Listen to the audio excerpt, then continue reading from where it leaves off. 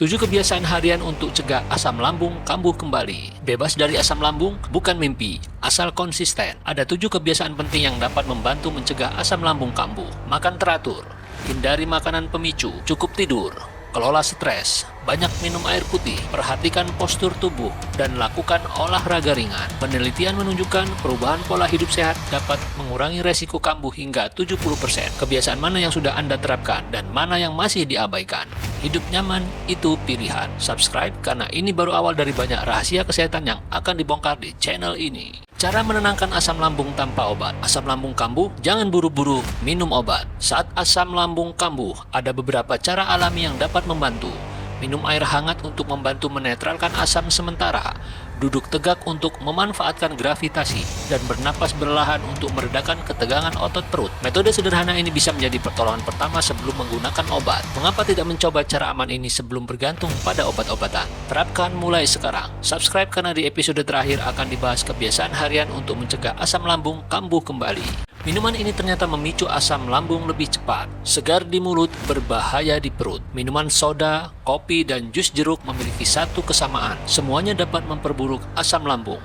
Soda meningkatkan tekanan di perut akibat gas. Kopi merangsang produksi asam berlebih, dan jus jeruk mengandung asam sitrat tinggi yang dapat mengiritasi lambung. Apakah minuman favorit kamu termasuk salah satunya? Pilihlah minuman yang lebih ramah bagi lambung. Subscribe karena di episode berikutnya akan dibahas cara menenangkan asam lambung tanpa obat. Posisi tidur yang salah bisa memperburuk asam lambung. Salah posisi tidur sama dengan malam panjang penuh siksaan. Tidur terlentang datar dapat membuat asam lambung lebih mudah naik ke kerongkongan. Posisi miring ke kiri atau meninggikan kepala 15-20 cm dianggap lebih aman. Penelitian menunjukkan, tidur miring ke kiri membantu menahan asam tetap berada di bagian bawah lambung, sehingga gejala berkurang. Berapa lama posisi tidur Anda justru memperburuk kesehatan? Mulai malam ini, ubah posisi tidur untuk mencegah serangan asam lambung.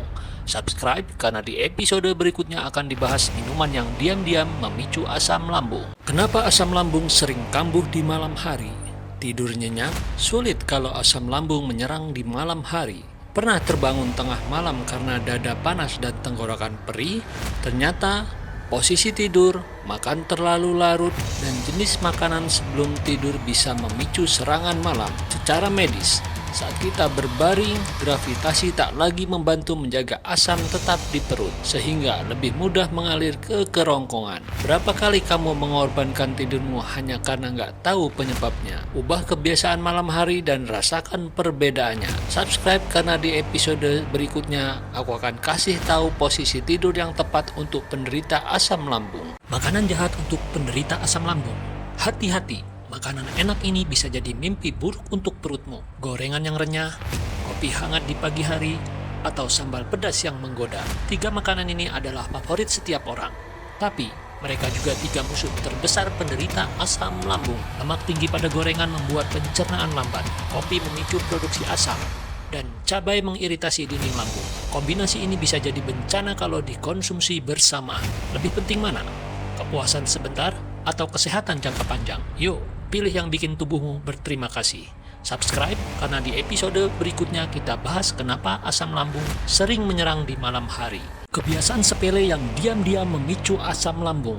Kebiasaan ini kelihatannya kecil, tapi bisa bikin asam lambungmu meledak. Makan terlalu cepat, langsung rebahan setelah makan, minum kopi berlebihan, semua itu pernah dilakukan tanpa sadar sedang memicu asam lambung kamu sendiri. Saat gejala datang, Anda baru sadar, tubuh nggak pernah bohong. Faktanya, saat kita rebahan setelah makan, gravitasi berhenti membantu menahan asam di perut, sehingga lebih mudah naik ke kerongkongan. Kebiasaan kecil apa yang selama ini kamu anggap aman, padahal pelan-pelan merusak perutmu? Berhenti sebelum terlambat. Subscribe karena di episode selanjutnya kita akan bongkar makanan yang paling sering jadi musuh penderita asam lambung. Gejala asam lambung yang sering dikira masuk angin. Masuk angin atau asam lambung. Jangan salah tebak. Waktu itu aku pikir cuma masuk angin. Badan pegal, perut kembung, sering sendawa. Tapi ternyata itu tanda asam lambung mulai naik. Bedanya, asam lambung sering disertai nyeri dada, tenggorokan perih, dan bahkan pusing. Berapa banyak orang di sekitarmu yang salah mengobati dirinya karena salah diagnosis? Kenali gejalanya, tangani dengan benar. Ikuti terus series ini dan subscribe supaya kamu nggak ketinggalan gejala-gejala lain yang sering diremehkan, seperti minum kopi atau rebahan setelah makan. Gejala asam lambung yang sering dikira masuk angin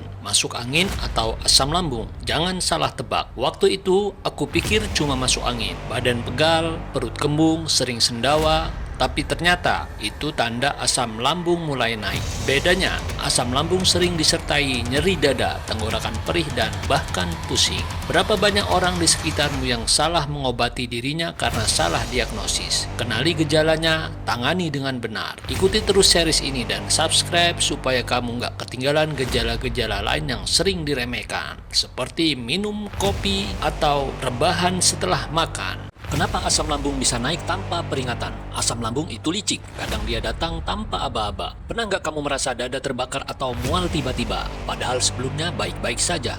Itulah yang aku alami. Dokter menjelaskan, asam lambung bisa naik kapan saja, apalagi saat kita sedang stres atau salah makan. Yang menakutkan, kadang gejalanya samar, jadi kita tidak siap. Berapa kali kamu mengabaikan rasa tidak nyaman di perut karena menganggapnya cuma masuk angin? Jangan tunggu sampai kondisinya memburuk, kenali pemicunya dan mulai waspada. Kalau mau tahu apa saja penyebab tersembunyinya, subscribe sekarang karena di episode selanjutnya kita akan bongkar kebiasaan sepele yang memicu asam lambung. Awalnya aku kira sendawa berulang cuma tanda kekenyangan. Tapi lama-lama dada mulai terasa panas, tenggorokan kering, dan malam-malam sering terbangun. Saat akhirnya memeriksakan diri, dokter bilang ini gejala awal asam lambung. Yang bikin kaget, ternyata banyak orang mengalami hal yang sama, tapi menganggapnya sepele. Padahal tubuh selalu memberi sinyal sebelum masalah membesar. Coba pikirkan, kapan terakhir kali kamu benar-benar memperhatikan tanda-tanda kecil dari tubuhmu? Apakah kamu mendengarkannya atau justru mengabaikannya? Jangan tunggu sampai gejala makin parah. Perhatikan pola makan, hindari pemicu, dan jaga kesehatan perutmu mulai dari sekarang. Kalau kamu mau tahu tanda-tanda lain yang sering disalahartikan, ikuti terus series ini. Subscribe sekarang biar kamu nggak ketinggalan episode selanjutnya.